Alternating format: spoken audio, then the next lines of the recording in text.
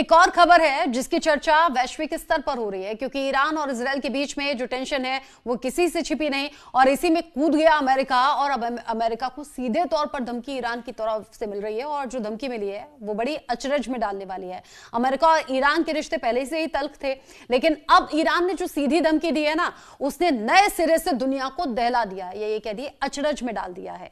Iran के supreme leader Khamenei के senior सलाहकार ने खुलेआम कहा है अमेरिकी जो राष्ट्रपति हैं डोनाल्ड ट्रंप, वो अपने लग्जरी बंगले में चैन से धूप भी नहीं सेक सकते, उनकी नाभि पर भी ड्रोन हमला हो सकता है। सोचिए, वो कह रहे हैं कि निशाना बिल्कुल सटीक बैठेगा। ये वही ट्रंप हैं जिन्होंने 2020 में ईरान के ताकतवर जनरल कासिम सुलेमानी को ड्रोन अटैक में मार गिराया था। अब उसी का बदला लेने के लिए ईरान में ब्लड पैक्ट नाम के कैंपेन को चलाया जा रहा है, जिसके जरिए करीब 857 करोड़ रुपए की रकम जुटाने की कोशिश हो रही है। मकसद सिर्फ एक, ट्रंप को टारगेट बनाना। ईरान का कट्टरपंथी अखबार कायहान इसे महज राय नहीं बल्कि धार्मिक आदेश बता रहा है, कह रहा है कि यह ईमान और पवित्रता का सवाल है। दूसरी तरफ ईरान के राष्ट्रपति ने सफाई दी कि सरकार का इस मुहिम से कोई लेना देना नहीं है, लेकिन कट्टरपंथी लॉबी ने उनके बयान को फौरन खारिज कर दिया। सवाल यह है कि क्या यह धमकी सिर्फ सियासी बयानबाजी है या फिर ट्रंप की जान पर वाकई बड़ा खतरा मंडरा रहा है, यह सवाल है। उधर अमेरिकी एजेंसियां पहले ही अलर्ट पर हैं, क्योंकि यह धमकी अब सोशल मीडिया पोस्ट नहीं बल्कि 857 करोड़ के ब्लड फंड में तब्दील हो चुकी है। तो क्या अब दुनिया के सबसे ताकतवर पद पर रहने वाला शख्स भी अपने घर में महफूज नहीं है?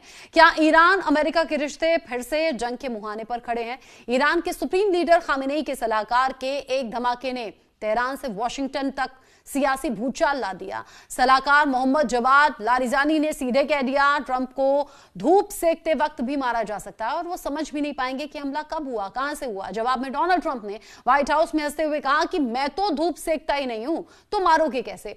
ट्रंप बोले बचपन में धूप सेकी थी, अब वक्त ही नहीं मिलता। पत्रकारों ने ठहाके लगाए, लेकिन इसके पीछे छिपी साजिश छोटी नहीं है। जवाब में डोनाल्ड ट्रंप ने व्हाइट हाउस में हंसते हुए कहा कि जब मैं ऐसा करता ही नहीं तो फिर कैसे मुझे निशाना बनाया जा सकता है।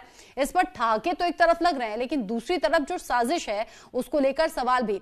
अमेरिका में ईरान के स्लीपर सेल एक्टिव हैं, ये बात खुद ट्रंप कह चुके हैं। ईरान के मौलानाओं ने ट्रंप के सिर पर करोड़ों का इनाम रखा है, $200 मिलियन का चंदा अब तक जुटाया जा चुका है। लेकिन क्यों ट्रंप को मारना चाहता है ईरान? ये अब सीधे तौर पर ईरान और इजरायल के बीच में युद्ध जो चल रहा है उससे भी जोड़कर देखा जा रहा है, लेकिन ये इतना आसान है नहीं। क्यों हम कह रहे हैं? जवाब है ऐसा नहीं हो सकता, क्योंकि अमेरिकी राष्ट्रपति की सुरक्षा दुनिया की सबसे कड़ी सिक्योरिटी में गिनी जाती है।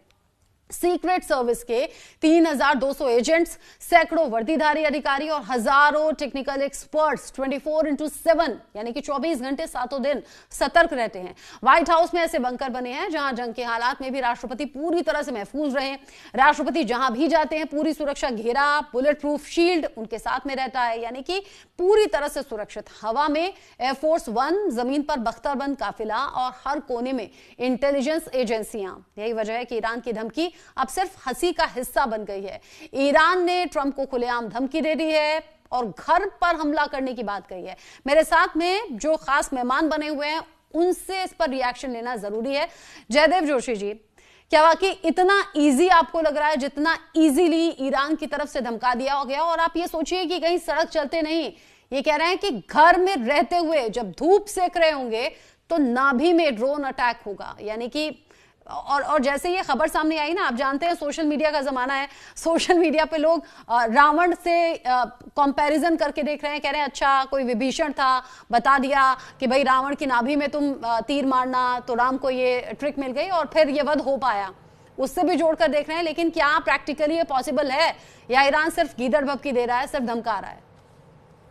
देखिए, ये धमकी सिर्फ धमकी इसलिए नहीं माननी चाहिए क्योंकि एक्चुअली इसको पूरा बैकिंग मिल रहा है ईरान के इलेक्टेड मेंबर ऑफ पार्लियामेंट्स का।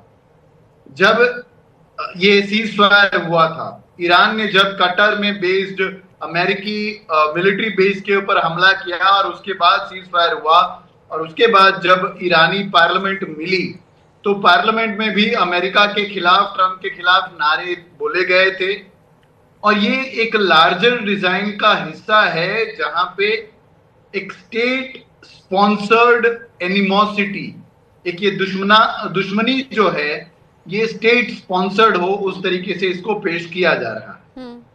अब ये कर पाना कितना आसान है कितना मुश्किल है उसकी बात दूर रही, बट आप देखिए कि हम कहां ऐसी मिसाल देखते हैं जहां पे एक देश दूसरे elected head of the state के बारे में खुलेआम ऐसी धमकी देता हो, खुलेआम इतने ज्यादा पैसों का इनाम जो है वो घोषित किया जाता हो।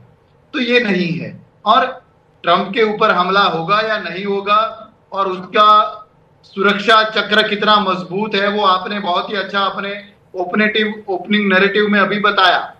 तो वो डेफिनेटली ट्रंप की रक्षा जरूर करेंगे, बट जो बड़ी चीज है और जिसके ऊपर हमें अपनी चर्चा अपना विचार ध्यान केंद्रित करना चाहिए वो ये है कि ये स्टेट स्पॉन्सर्ड थ्रेट है। हाँ। एक देश के द्वारा दूसरे देश के हेड ऑफ स्टेट को दी हुई ये धमकी है। तो ये वर्ल्ड ऑर्डर अब ये और धमकी तो है, लेकिन जब पत्रकारों ने सवाल पूछ लिया और ये कहा कि भाई ऐसा है, तो उन्होंने कह दिया हंसी हंसी में कि भाई बचपन में कभी धूप सेकी थी, अब तो मैं धूप भी नहीं सेकता, तो ये पॉसिबल होगा भी नहीं। लेकिन अंदर अंदर डोनाल्ड ट्रंप ये जानते हैं कि ऐसा भी नहीं कि इतना इजीली इसे टाल दिया जाए, खतरा कहीं ना कहीं बना हुआ है। आगे यूके देवनाथ सर से भी इस पर रिएक्शन लूंगी, लेकिन एक छोटे से ब्रेक के लिए यहाँ पर रुक रहे हैं, लौटेंगे फौरन, कहीं मत जाइएगा।